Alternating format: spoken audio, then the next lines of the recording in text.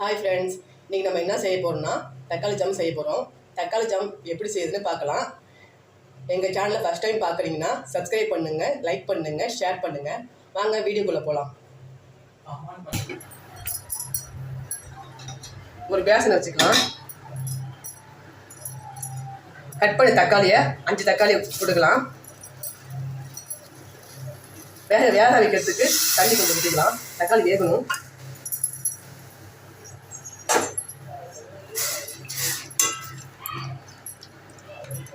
தக்காளி 10 நிமிஷம் வேகணும்.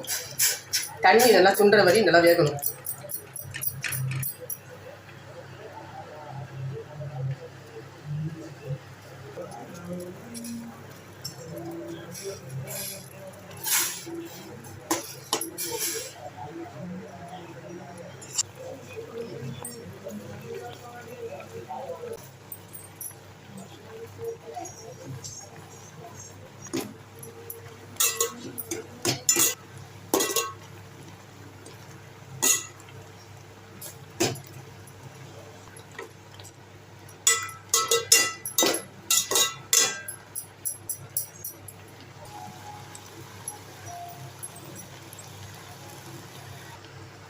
கல்கண்டையும் ஏலக்காவும் போட்டு பொடியாக அரைச்சி வச்சுருக்கோம். அதை இது கூட சேர்த்துக்கலாம்.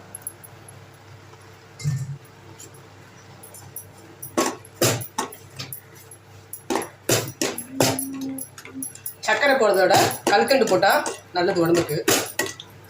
அதுதான் கல்கண்டு போட்டுருக்கோம்.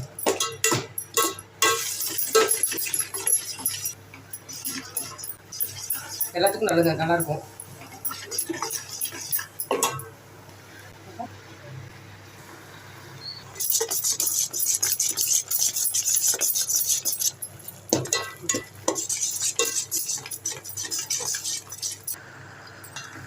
ஜாமுன் ரெடி ஆகிட்டு, தக்காளி ஜாமுன் ரெடி ஆகிட்டு, இது கூட காஞ்சி திராட்சை, கொஞ்சம் முந்திரி போட்டு கிண்டி இறக்க வேண்டியதான்.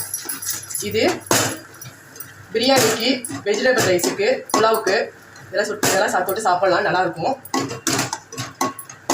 அவ்வளோ ரெடி ஆகிட்டு. இப்போ ஒரு பிளேட்டுக்கு மாற்றிடலாம்.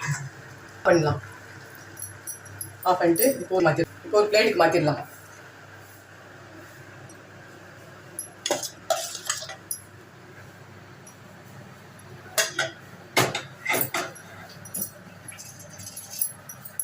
இது சப்பாத்திக்கும் ரோல் பண்ணி சாப்பிட்லாம்.